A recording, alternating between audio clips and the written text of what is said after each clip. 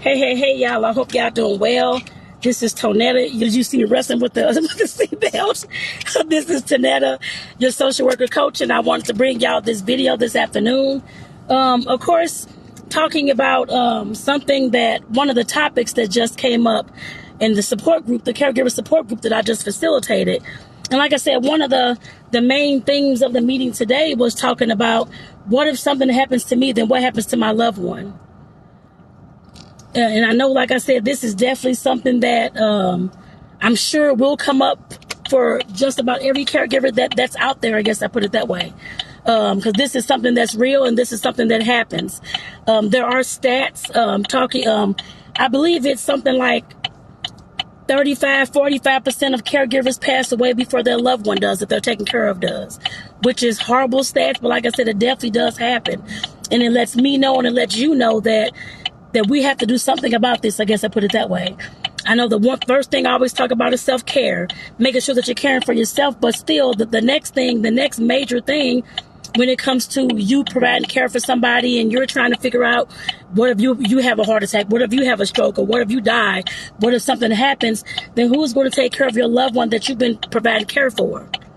The person that has dementia, or the person that has that had a stroke as well, or the person that you're caring for that has that's paraplegic, that cannot move, and those types of things. And like I said, especially if you're wondering about what's going to happen with that person, the main thing that I always tell people is that you have to do some type of planning. You have to plan.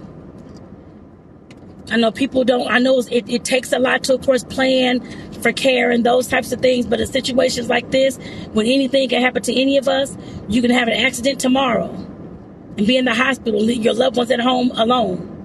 Then what? You have to plan something. And like I said, I know there's, of course, there's all types of resources, and not all types, but there's a few different things that you can do. I always say, of course, as a social worker, as a woman in the family and that type of thing, to always start with your family first. Always find out who, of course, in the family that can help you, who in the family that you can, of course, talk to and have this conversation with. That's actually going to be of service, I guess I put it that way, because we know everybody in our family and friend circle is not going to be of service and doesn't want to help and that type of thing. But find out who the support system is that you have for the people that actually do want to help. Talk to those people. Let them know, of course, what's going on with your loved one, if they don't already know, and just make sure that you're keeping them updated. But have the conversation about, if something happens to me, are you able to step in? Even if it's your adult children. Like I said, I have many caregivers who have, of course, lots of them have family, friends, that kind of thing, and some of them don't. But the ones that have family and friends, hold on, I had to get some water, y'all. But the ones that have family and friends, I always stress to talk to your family and friends first. Because the other services and that kind of thing, they will cost. So talking to your family or friends, like I said, and having that conversation, I would say with somebody who's at least 21 years of age or older, if that's what you have in your family. If you have somebody that's 18, that person, they can assist too. I'm not saying they can't, but just having a conversation, like I said, with somebody that you know that's going to help and that's going to be of help to you. If something does happen to you, have that conversation. Be honest with them, be open with them, and talk to them about what's going on. The person I'm taking care of, they need, I don't know, home health services or whatever it's going to be. And if something should happen to me, are you able to step in to of course, provide those services, or hire the person to, of course, provide those services? Or are you able to, of course, come stay with my loved one, or your dad, or whoever it is that's needing the care, to, of course, step in to be the caregiver? And if it takes several people, then have that conversation with as many people as you can who's going to agree to help. There's no set limit of people that you have to ask.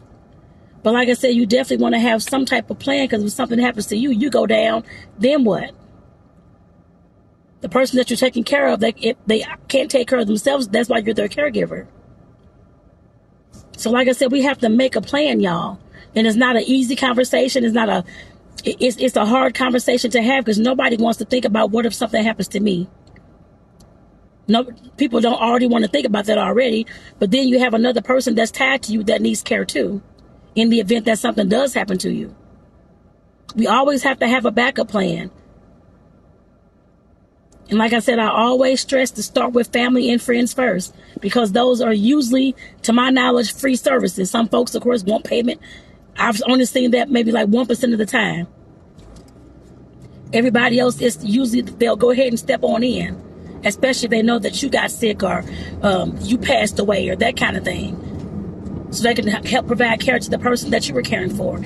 Even if it's a plan to, of course, move that person into a senior care home or a memory care facility. That's still a plan. Just in case you don't have anybody that's, like I said, that's in the family that can, of course, step in because they already have kids and family, they're out of town and whatnot. At least, like I said, talk to them and try to plan if that person can come here to, of course, find a care home for this person and go ahead and get them placed, or take them back to the city and state that they live in to get them placed. Either one, whatever y'all come up with. But come up with something.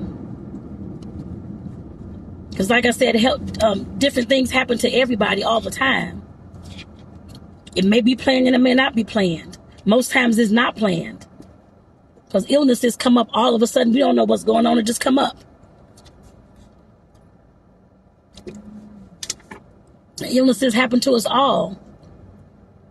And I know when it comes to caregiving, of course, it's a lot of stress. Stress is the #1 killer. It kills too. It gives heart attacks, strokes, all types of things. Mental breakdowns. Stress causes a lot to our body, a lot of ailments, high blood pressure, all those types of things. We don't want you going down, of course, when this person needs to be taken care of as well. But that's why I always stress about the self-care. Make sure, I don't know what just happened. It seemed like something just shut off all of a sudden. So luckily that you all are still on here, I guess I put it that way. I had to come back to it, but I don't know what in the world happened. Okay, that's the first time that I know it's getting stormy here too.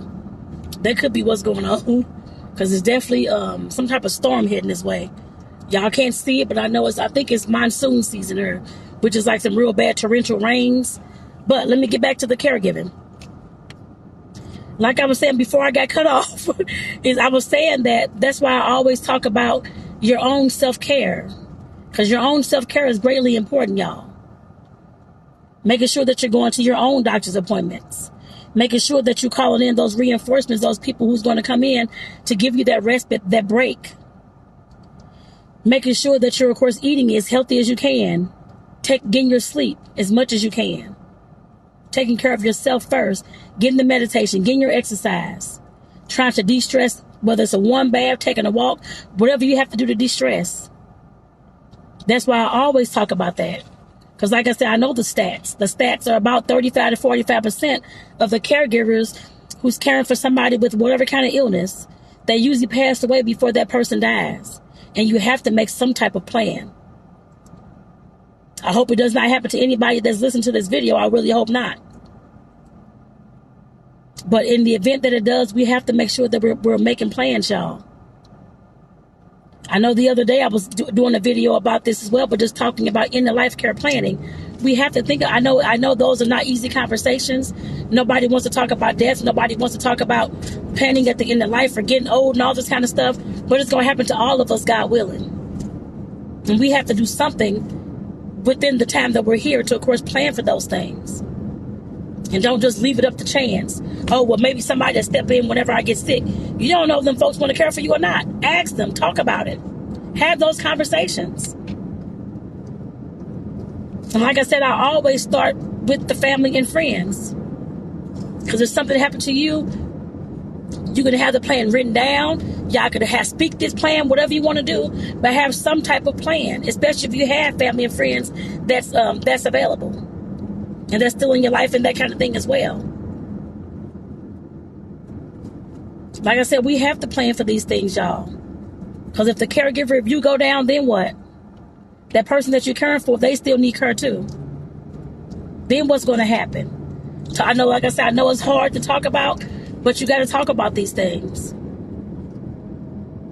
Because these things, they do happen. I've had caregivers where this has happened to. People that's on my cases that I've had in the last, since I've been doing working with our seniors and elder population for about the last 8 years almost.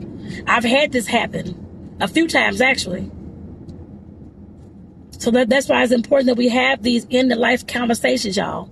These planning for our seniorhood, I guess I put it that way.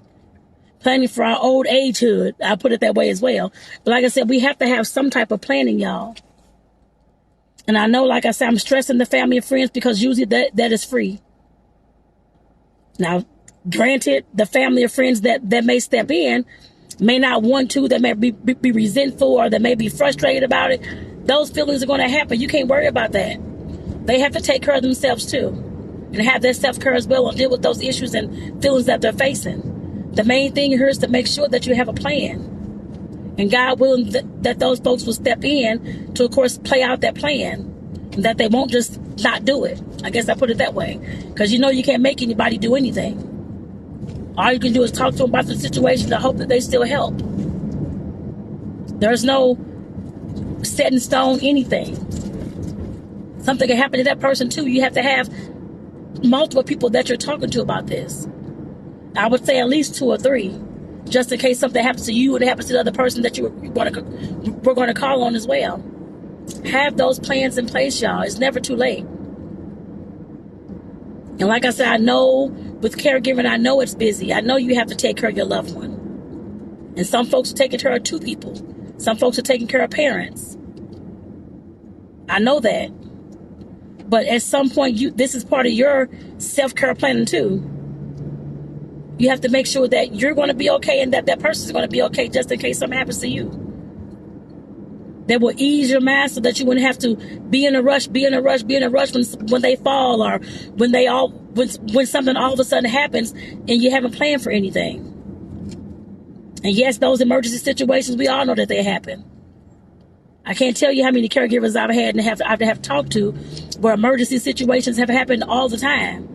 And they've had to call 911 or call somebody else in the family to come help because they are down themselves. Or the person has failed. They need 911. We always have them emergency situations. It's best. I know we can't plan for every single thing that's going to happen, but at least you can know what resources are out there, who you can call on when you need the help, and who's going to be in your corner to come help you and help take care of you, I guess, if you need, and your loved one. Because sometimes, of course, like I said, heart attacks can happen, and you can't take care of your loved one after you had a heart attack. You have to have a break as well. And that means somebody may have to come take care of you too. We have to plan for those things. Like I said, God willing, I hope that it does not happen, but we know that things happen all the time. There's no reason why we cannot have these conversations and plan for them, scary as they may be. That's fine, still have the conversation. And like I said, I'm stressing the family and friends because these next things I'm going to talk to you about, they do cost money.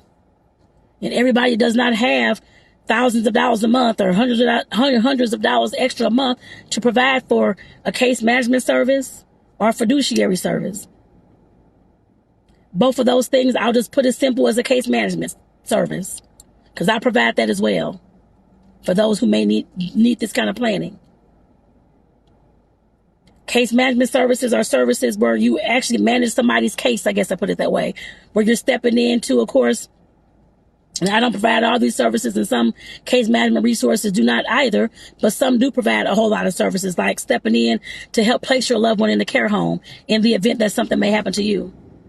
Stepping in to do welfare checks, meaning that you're checking on this person, to go to their house every month or every few months, quarterly, whatever it is, to make sure that your loved one is doing okay in their home by themselves. Or if it's a couple, your elderly parents, somebody's going to check on those people to make sure to see how they're doing and to report back to you.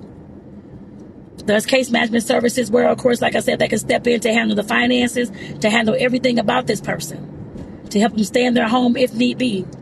And if they cannot stay in their home, they'll help place them somewhere else. They'll go ahead and place them somewhere else with whatever funds you have, whatever the insurance you got, whatever the case may be. They sit down and plan with you with all these things. If you need hospice or palliative care services, they can step in to, of course, provide that too. But, of course, like I said, it costs. It's not a free service. Like I said, there's all kind of services, case management services, that step in to provide different types of things that you may need. Like I said, I provide services as well like that. But you have, like I said, you have to research and do your research and figure out what's what and what you actually need. The first thing is always figuring out what services do you need. If something was to happen to you, what do you need? Do you need somebody to come in, especially if you don't have family or friends that's going to come and step in at all? Do you need somebody to come check on your loved one? Can they stay in the house by themselves and still be okay with just somebody coming to check in, or with a hired caregiver? If they won't be okay, then of course you need this person, the case manager, to of course find a care home for this person to step in to do that and do the whole entire process. Like I said, that's something that you have to think about what it is that you may need, especially if you don't have the family or friends to step in for you. If something should happen to you or you go get sick or die. Like I said, there's services. I just combined the fiduciary with that because I know that's another ball game in itself to, of course, somebody that steps in to take guardianship of your loved one. Meaning that they step in as your loved one's caretaker and provide all the services that they may need, either in their own homes or in a facility. That's what they do in the event that something may happen to you and there's nobody left to, of course, care for them. But that's a service, again, that you have to set up with these people. That's more of a legal services, but they still provide case management as well. But like I said, those services cost. That's why I stress the family or friends if you have that kind of support system. Granted, a lot of people don't, well, I ain't gonna say a lot, but some people just don't have that. Other folks have passed away already, or some folks are also sick and they can't help. So you're the only one. But like I said, there are case management services and fiduciary services that you can, of course, contact to hire to step in and to, of course, plan for whenever that time may come. Now, this last thing, I know, and yes, I have had these situations happen. Like I said, where there's nobody, you're the only one. There's no other family or friends to, of course, step in to help this loved one because either they're sick, they're estranged, they've passed away, and there's nobody else. Now, I've had, like I said, this happen where somebody has passed away and their loved one that they were taking care of with dementia or their health issues or at home by themselves. I've had neighbors, other folks in the community, of course, church members that hadn't seen this person in a while. What's going on? They've called 911, who came out to do a welfare check. Again, 911, when you call the police department or the sheriff in your area, they can't come out to do what's called a welfare check, to check on the person that you that you think that may need help, that's by themselves and they don't have anybody to care for them. Their dementia's bad. They have no idea what's going on. A fire has been set in the house. They left some on the stove. Especially, like I said, if they have nobody to help care for them. Things like that do happen. And the police or the authorities are called. And in the event, like I said, that there's nobody to care for this person, they will call the state, the Adult Protective Services, who will, of course, in that event, step in to, of course, help that person to get them placed or to get whatever services that they may need. And usually when it's a illness that they may have that's already kind of bad off, like dementia or some other kind of illness that's keeping them incapacitated, then they will go ahead and place that person into a facility. And no, it may not be the facility that it's a good facility that's state of the art and all this kind of thing, but they will step in to, of course, help and place that person. And if need be, get that person on a state insurance that can, of course, pay for that service and that care, if they don't have the funds to already do that. Like I said, those are some options when it comes to, I know nobody wants to think about the last one, especially when Adult Protective Services steps in. Nobody wants to think about that, but I've had that happen to clients of mine. And I was the one, of course, that called 911 in a few of those cases and made the Adult Protective Services report too. As a social worker, that's something that I have to do. I am a mandated reporter. But like I said, sometimes that has to happen in order for that person to get the assistance because there's nobody else to help them. Either the caregiver has passed away, something has happened suddenly, and or the person is just alone and have nobody to help. That these services can help that person too if they have nobody else. Like I said, there's case management services if they have, and fiduciary services if they have the funds to pay for that. If not, the state will, of course, if a call is made to the state, they can step in to help. Like I said, I know that may not be all the services available to everyone, but those are the ones that I know about, and those are the ones that I've used in the past as well for clients of mine too. But I always resort back to, where's your family and friends, or are you able to create a support system that can help you with neighbors and people at your church or that kind of thing? There are people out there who want to help too, who may not have much going on, may be single or that kind of thing, and may want to help, or even couples help. I've seen that happen. They'll step in and help. Even if they're from the church or from the neighborhood, some folks want to look out for others, and that's a very good thing. But I always say start with your support system first. I know another thing that came up today was about loneliness. Just talking about these types of things and how it's important that you have some type of support system, some type of socialization, some type of somebody that you can call and depend on when things get bad in your corner as well. And I know I think I may have talked about loneliness before, but loneliness creates all kind of mental health, physical health issues of their own too. Some folks get suicidal. All types of things can happen. That's why we have to check on people, y'all. And have to, of course, like I said, create the support systems that can help people stay socialized. And when it comes to our seniors and our older adults, a lot of times people just shun them, push them away, or whatever the case may be, and don't even check on these people. Check on people. I think I talked about that last week. How our older adults need community too, and they do.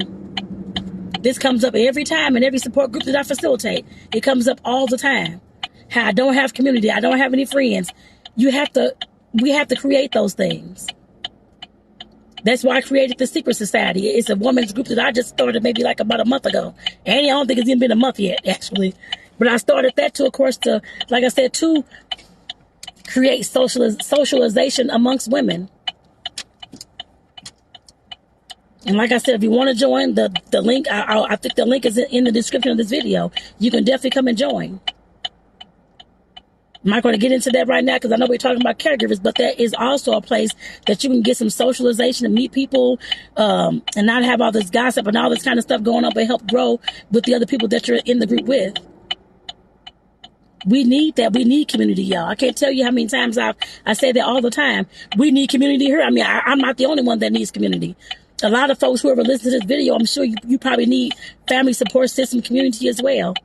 There's all types of things that happen to our families, and sometimes we get estranged, and sometimes we don't talk to each other, and we don't care about this person. We ain't checking on this person because something's happened, and nobody's forgiven anybody over the last several decades. That happens all the time in families. It's happened in my family. I'm not exempt from that either. It happens in all families. And if that's the case, create a support system for yourself. That's something that I'm in the process of doing while we're down here in Arizona as well. We don't have any family down here. I mean, I'm working actually to create a support system down here with the neighbors in our apartment complex, actually. Don't know if any of them want to, but whenever I see the next one, whenever I get home, whoever I see, like I said, these coming weeks, I will be asking them about like spending the holidays together, trying to, of course, just go out and those types of things. Like I said, we all need that. And like I said, I'm not exempt from that either. Just because we moved, yes, that creates another barrier, but that's okay. We have to create that support system, like I said, not just for us, but our seniors as well. They need that too. So with that, y'all, I'm going to end this here, actually back into the office. But I hope this video resonated with somebody, and I hope somebody got some information that they can use. I guess I put it that way when it comes to caregiving for their loved one. Not just with the loneliness and creating that community, but planning for if something happens to you, then what's going to happen to my loved one. Planning for those types of things. So with that, y'all, again, I'm going to get off here. This is Tonetta, your social worker coach. Like I said, I hope you got something out of this video. Let me know in the comments because I can't reply to y'all right now, but because I was driving back to the office. Excuse me. But let me know in the comments if this is something that is near and dear to you and something that you need as well. Like I said, I'm a social worker and I'm a certified life coach as well. And I have case management services just in case you need something like this. Reach out to your girl. Let me know. So with that, take care, y'all. Have a good one.